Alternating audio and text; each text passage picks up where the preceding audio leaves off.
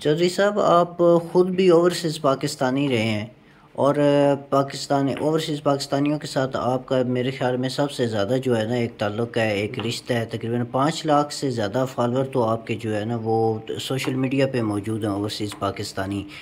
तो कल आसिफ अली जरदारी ने ओवरसीज़ पाकिस्तानियों के बारे में एक बात की है कि ओवरसीज़ पाकिस्तानी जो है ना वो गुमराह हैं।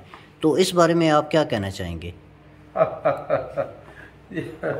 वैसे हम सब के लिए, मैं सिर्फ ओवरसीज की नहीं बात कर रहा, हम सब पाकिस्तानियों के लिए शर्म की बात है कि इस जैसे बायसे शर्म है हमारे लिए, नहीं बायसे शर्म है इस कौम के लिए भी कि इस जैसे बरूपिये जो है ना, जरदारी जैसे, ये कन्फर्म जो आपको पता है इनका किरदार कि ये जो है ना हमारे लीडर हैं और अब ये कामयाब हो गए हैं कि एक इलेक्टेड वज़ीर आज़म को, एक ऐसे वज़ीर आज़म को निकालने में हुकूमत से जिसकी पूरी दुनिया में एक इज़्ज़त है, जिसका एक मकाम है, तो इसमें तो अफसोस ही किया जा सकता है।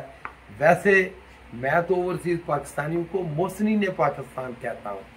यकीन करें, ये जो लाइट जल रही है, ये जो हमारा मुल्क चल रहा है, ये ओवरसीज़ पाकिस्तानियों की वजह से है।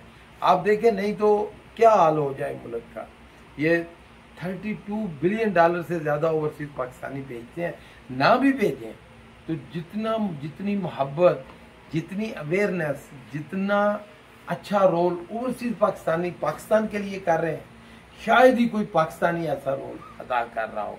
मैंने तो वज़ीर आज़म साहब को कहा था कि आप जो है, जब मैं तो वज़ीर आज़म इमरान खान को कहता हूँ मैंने तो उस वक्त भी प्राइम मिनिस्टर साहब इमरान खान को कहा था कि जी ये, लेकिन उनके पास मेजॉरिटी नहीं थी, मजबूरी थी। मैंने कहा था ये कानून बना दें कि ड्यूल नेशनल इलेक्शन भी कंटेस्ट कर सकता है।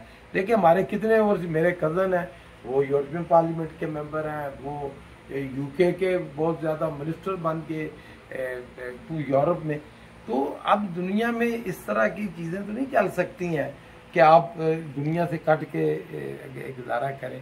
बहरहाल बायस मजम्मत है जरदारी साहब का और पीडीएम का ये बयान कि ओवरसीज़ पाकिस्तानी, चलो मैं तो वो लफ्ज़ ही भी इस्तेमाल नहीं कर सकता।